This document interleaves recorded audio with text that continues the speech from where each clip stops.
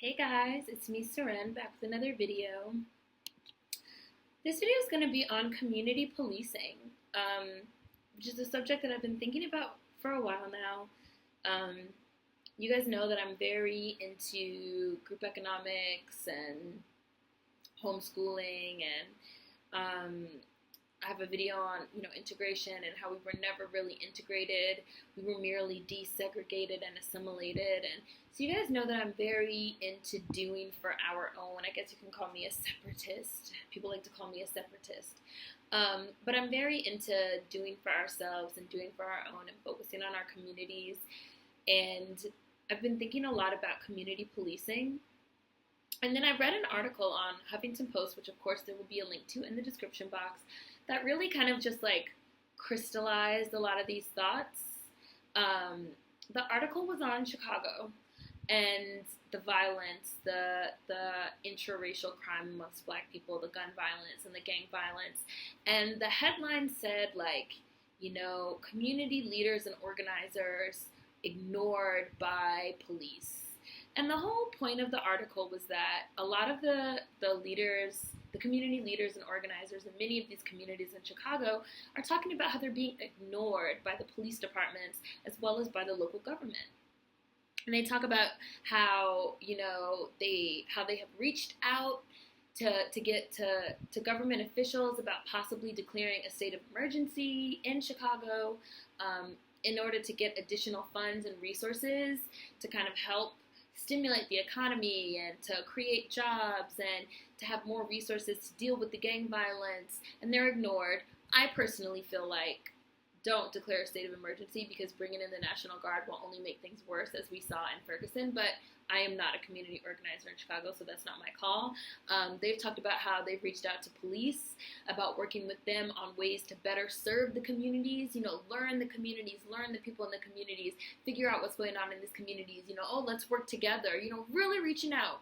That they're ignored. They've talked about how they reached out to school officials about school closures and the displacement of students, and how, just like I talked about in my Chirac video, 12,000 Chicago youth were displaced in one school year, and how that also leads to the young people that have nowhere to go joining gangs, and again, the rise in gang violence and gun violence, and they're ignored, Like I said in my Chirac video, when I talk about Spike Lee, addressing the violence in Chicago without exploring the why. People never want to talk about the why. They don't want to talk about why is this happening. They don't want to talk about what are the underlying causes, the socioeconomic models and the lack of jobs and the school closures. What are all the things that led to us getting here? People like to act like moments in time and situations and crises exist within a vacuum. Like,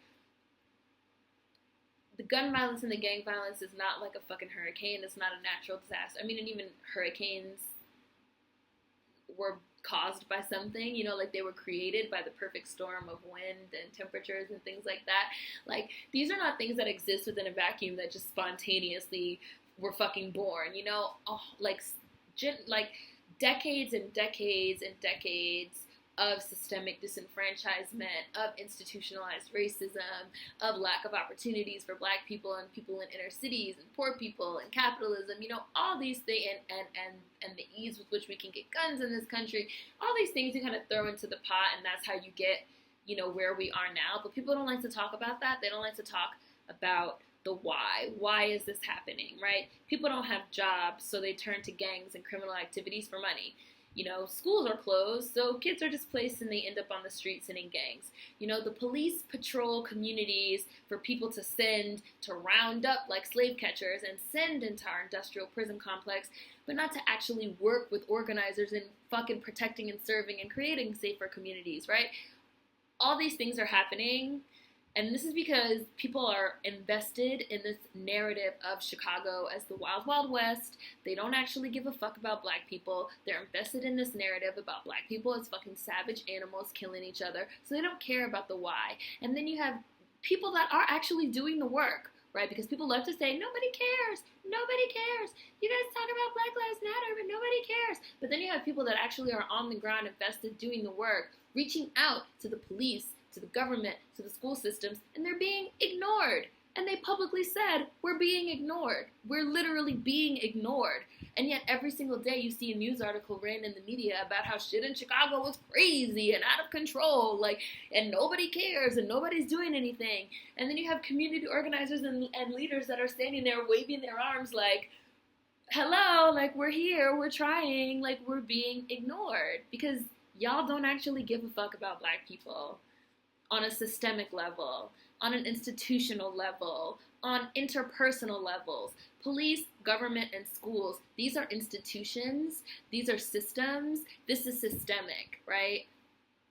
And systemically, to the newspapers and to the media, they'll moan and they'll lament the violence, but when community organizers reach out to them, they are ignored. They're ignored. You have systemic institutional problems that are a huge part of the direct cause of gang violence, gun violence, interracial violence amongst Black people, right? You have systemic institutional problems, so you turn to the heads of those systems and institutions, who then shrug their shoulders and fucking ignore you, but will then pretend to bemoan the violence. They don't give a fuck.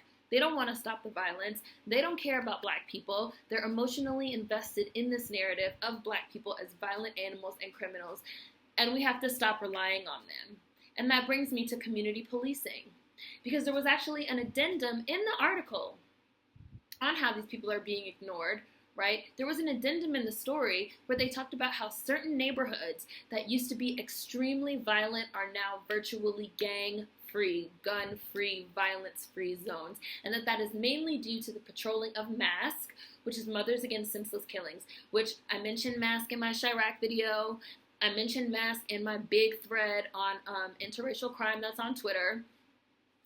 MASK is a prime example of Black people doing the work, Black people that do care about the violence, going out there, and Mothers Against Senseless Killings, they round up volunteers and they go out there and they patrol the neighborhoods and the communities themselves. And it has literally been proven, they talked about it in the article, that they have reduced the violence in the neighborhoods themselves. They're going out and they are making a difference themselves, right? And it's proven. The proof is in the pudding. Since y'all, what about Black on Black crime? Fucking assholes. Y'all love to say nobody cares and nobody's making a difference. I've mentioned MASK multiple times now. They care. They're making a difference. Friendly reminder, Black on Black crime as a thing is a myth. All crime is proportionate to race and neighborhood. Most people kill other people that are the same race as them. Violence amongst Black people is the only type of violence qualified by race, i.e. a white man kills 9 of his white classmates and it is not called white-on-white crime. Crime amongst Black people is overreported in the media at a rate of at least 30% and there are hundreds and thousands of groups and organizations working to end intraracial violence amongst Black people, and it has been proven that when we community police, when we police our own communities, when we patrol our own communities, when we take it into our own hands, we can reduce the violence, right? It's been proven. Part of the work that Mothers Against Senseless Killings does is community policing and patrolling with volunteers. And they have pretty much knocked out violent crime in those neighborhoods. And that's something that I really wish we talked about more, and that's something that I think more of us need to become invested in. Just like I talked about in my Black homeschooling video, instead of moving out of your neighborhood, instead of busing your fucking kids into a white neighborhood or busing them to a white school or, sending them to a good school in a good school district and just pulling out of your own communities and your own neighborhoods and your own people, fucking invest. We need to become more invested. And again, not just monetarily, not just in terms of funds, but monetarily as well if you can. But, invest in your schools, invest in your communities, spend time at your schools, try and spend time with your teachers, which most of these fucking teachers are white anyway, but, patrol your own neighborhoods, get to know the people, get to, these racist, white supremacist, capitalist systems don't care about Black people. George Bush does not care about Black people. Fucking RIP, old Kanye. These systems do not care about Black people, but we can police ourselves. We can teach ourselves. We can invest in our own communities and neighborhoods. The Black Panthers did it. The Black Panthers, a huge part of the Black Panthers, I don't want to say system, programming was community policing, was free breakfast and lunch programming, you know. A lot of the indoctrination of the Black Panthers, not to say the Black Panthers was perfect, because, woo, the misogyny, woo, but, you know, a huge part of that was investing into our own communities and not just pulling out. Like, we can police ourselves. We can begin to divest ourselves from these systems. Again, just like I said in my homeschooling video, just like I said in my integration video. And that's something that I think that we really need to start talking about. I just realized my computer I got too close. Sorry, guys. I wasn't looking at the screen. And that's something that I feel like we really need to start thinking about and talking about and taking way, way, way, way, way more seriously. Because this is a recent article. You know, people love to say, like, oh, but the Black Panthers was like a different time, and, you know, we can't do what they did. This is a recent article. You know, Mask is a group that's doing this right now. And it's something that we really need to think about and talk about more. Community policing, homeschooling, investing in our communities, not just pulling out when we get a little bit of money or, you know, a little bit of whatever. Because all of that whole way of thinking of,